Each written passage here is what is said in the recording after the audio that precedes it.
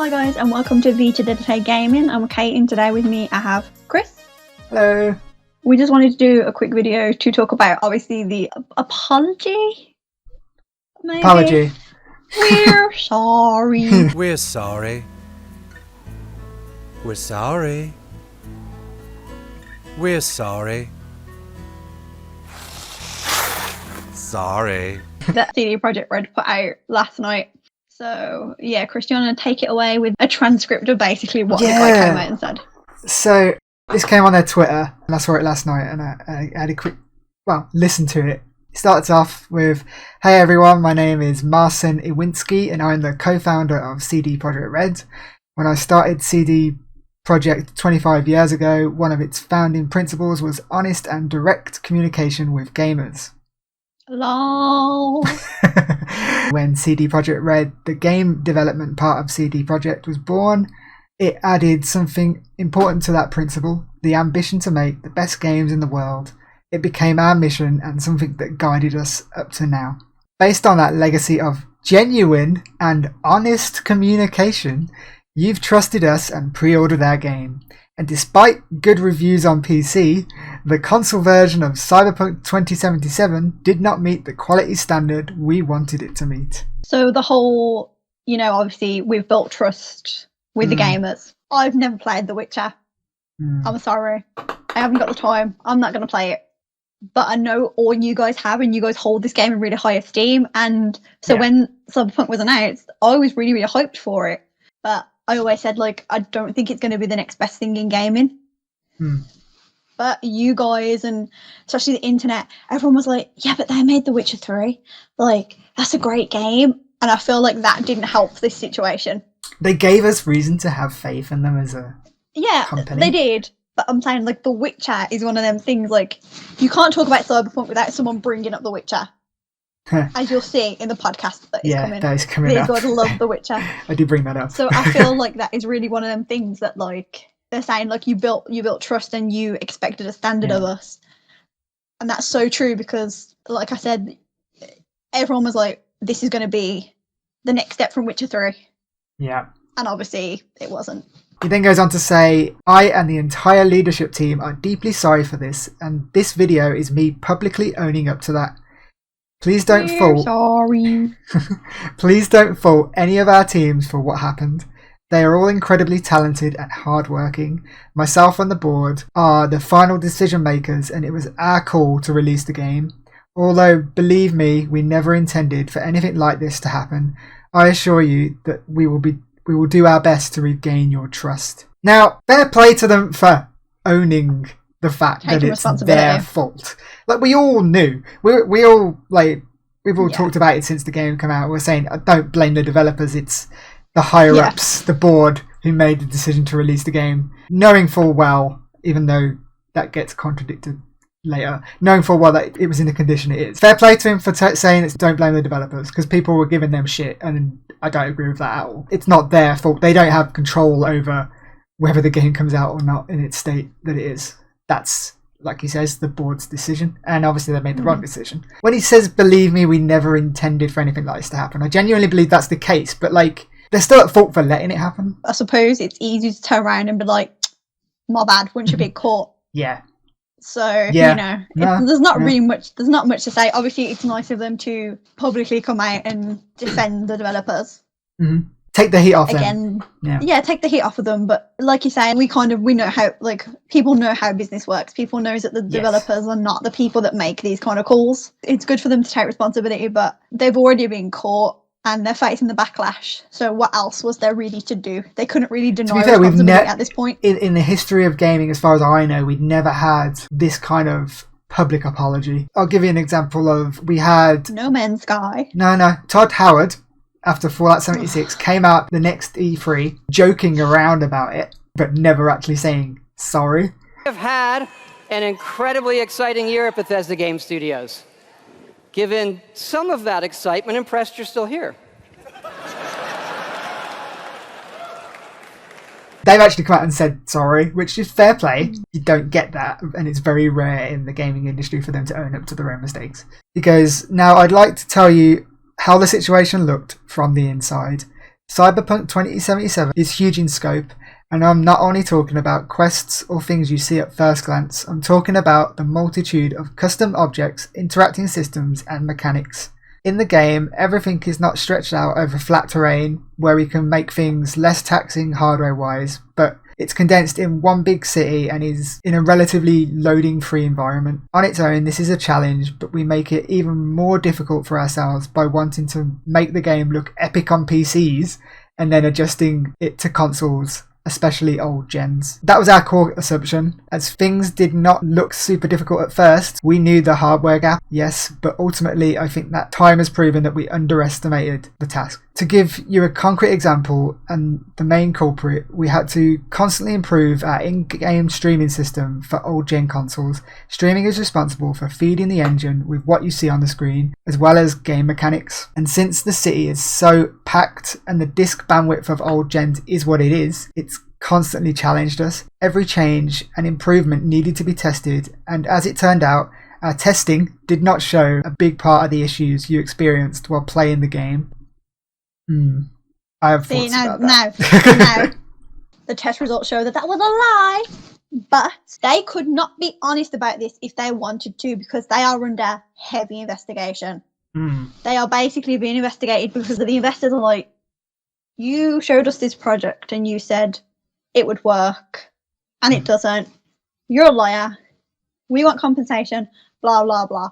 Right, a lot of money on the table. If they were to come out in this video and be like, yeah, so we knew it was broken, but YOLO, that would be them admitting. I don't know, though. I feel like guilt. And then they would just would there need to be an investigation if they'd admitted it? They cannot say anything to do with this. I don't know. Reading it in between the lines, I feel like that is what they're exactly what they're saying there.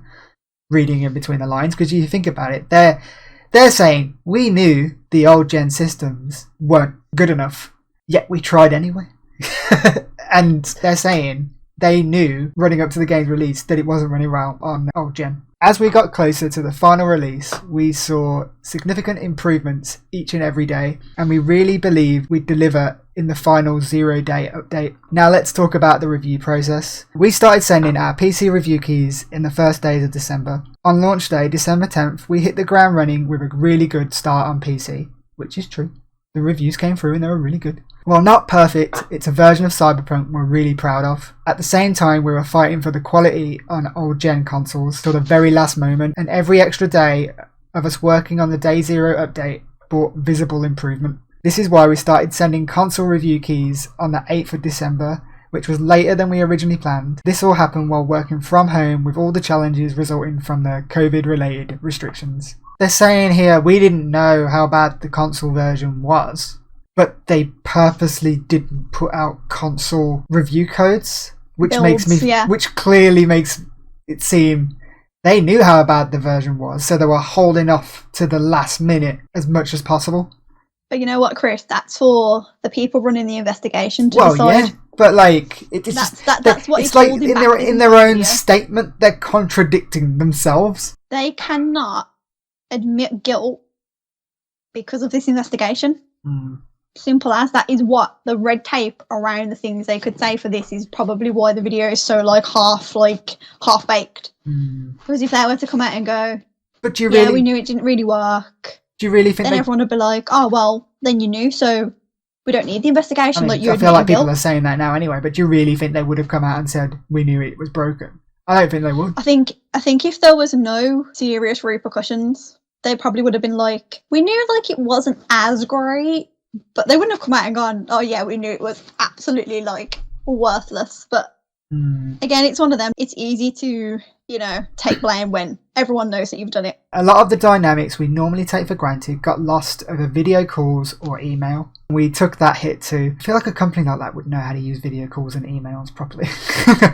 Now I'd like to tell you about our plans for the future and present path for Cyberpunk 2077 on consoles and PC. We have already released 3 hotfixes improving the game, but that's just the beginning. Our ultimate goal is to fix the bugs and crashes gamers are experiencing across platforms. Please expect bigger and smaller patches on a regular basis. The first update will be dropping within 10 days, and it will be followed by another, more significant one in the following weeks. We will of course continue to work on the game in future updates and improvements beyond that, our big plans for supporting Cyberpunk in the long term did not change. As for all the free DLCs, our initial plan was to deliver them just after release, much like we did with The Witcher 3. We decided to focus on the more important fixes and updates first, and we'll be releasing the DLCs afterwards, which is fair. Fix the game before you add anything to it, because if you fix the game while you're adding stuff to it, anything that you add could also break the game more. So that's fair. Expect more information in the upcoming months. For those of you playing on next-gen consoles in backwards compatibility, you can still expect the free next-gen update for next-gen consoles arriving in 2021. Now, they say now they're aiming for the second half of the year, whereas I feel like that could be anything from June to December. Like, that could be a whole year after the game was supposed to come out. I feel like most people, and I know I kind of did, kind of expected it the first half at least. And they're saying that hasn't been delayed, and I'm like, But I feel like you think they would want to get the next gen upgrade done before they added DLC to it, so that it gives people an excuse to play the game again and then go into the DLC. I've seen a lot of people saying like, "Oh, these free DLCs. Why would you add the DLCs before you do the next gen version?" The free DLCs for The Witcher weren't like the big costumes. They weren't the big expansions. They were costumes and swords and stuff. So that's my guess. They see the words free DLCs as just like downloadable guns, costumes. I doubt they're going to be like actual story content or whatever. When they're going to give me and Sam the Johnny Romance DLC, that's what me and Sam want. My guess is we won't get the free expansions. Not free expansions. The expansions, because they will be paid for. I can see them potentially putting maybe one out for free to say sorry. I was going to say, do you think they will and I think they should. They will still pay. I expect you to pay after all I of think this. For at least one of them, I can see them pulling something like the first one's free. Bad. He said he'd like to end the video by assuring you that we treat this entire situation very seriously and are working hard to make it right. The guiding principles of our company are still core to what we do. We still want to make amazing games and have open communication with you, our players. For now, our immediate focus is to work hard on making sure you enjoy Cyberpunk 2077 regardless of the platform. It brings up a roadmap and it's like patches to fix the game early 2021. Then it's like a big massive doesn't even give dates or like anything. It's just a big massive wedge of the year for next gen update and free DLCs. They don't like say like when it's coming, so it's like it could be any time. Someone knocked it up like 5 minutes before they're about to film Literally. that I'm sorry video. It's on that famous yellow background as well, which is hilarious. The meme. The meme one now. But overall, like I'm glad they came out and said something. Fair play to them for holding their hands up. I want to believe that they. I want to believe that they. I want to believe. I want to believe that they can fix it and bring it to what the game was supposed to be, what they sold everyone on. I really hope they can do that. How much of what they're saying can people believe now? Like, that trust is gone. That's going to be very difficult to get that back. I know they said they'll try, but unless nothing goes wrong from now until the next DLCs come out or whatever, I just can't see how they get that level of trust back, because everyone was like, CD Projekt Red can't do nothing wrong beforehand. Like, everyone who played The Witcher said that. Well, yeah, but like that was their main game. But people played stuff like from them before. The other two Witchers, Gwent. I mean, it's Witcher related. I do like a bit of Gwent. You know. I don't play Witcher, but I do like playing. But like everyone was like, "Oh, they're the good guys." Like they did it right, especially with The Witcher 3. They showed AAA developers how to do it right, and then obviously they really haven't aged well. Fucked up now. Yeah, literally. I just wanted to make the game better. Again, my personal experience of the game, I didn't have that many bugs. I really enjoyed it. I really enjoyed it for what it was. I love the story. I love the characters. I really like V. Even though I don't think they're crafted very well, as like we've discussed all this in the podcast, so I'm not going to go into it. Like, I really enjoyed the world. I really enjoyed the lore. I just want it to get better, and I want them to keep adding to it. Time will tell what comes from this at the end of the day. So anyway, there you go. Just a quick video there where we sort of unpacked that statement. I'm sure in the coming weeks there'll be more news, there'll be more to talk about, more controversy. But yeah, anyway, let us know what you think in the comments. What would you like to see? If they could make the dream version of the game, what do you think should be included, and why is it a V Johnny romance? But I will say we got at least 2 more Cyberpunk videos coming after this. The podcast and the video comparing what we were supposed to get and what we got. What can I say, guys? I'm obsessed. Look forward to that. Subscribe if you want to see those, because they will be coming in the coming weeks. Hopefully sooner rather than later, but there's a lot of Cyberpunk editing going on right now. But yeah, thanks for watching. Chris is doing all the hard work and me and Sam are just replaying the game in the background like, yeah. Literally. Bye guys. Bye.